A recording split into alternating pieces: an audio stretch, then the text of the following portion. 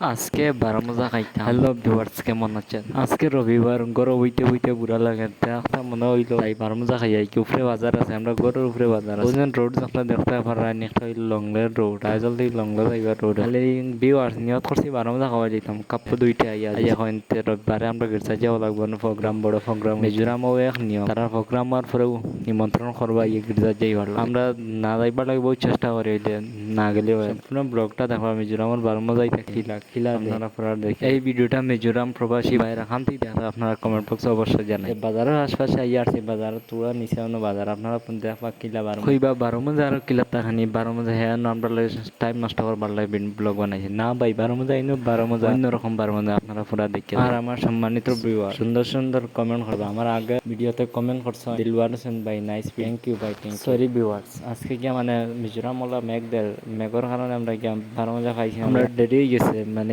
3:30টার সময় গেছি আর ওলা একটা মেঘ লই আইছে আর খানে দুঃখিত। আপনারা আগামী রবিবারে খাই। আমার ব্লগের মধ্যে ভুল হলে ক্ষমা নজরে ধন্যবাদ আর পৃষ্ঠা ফলো দিয়ে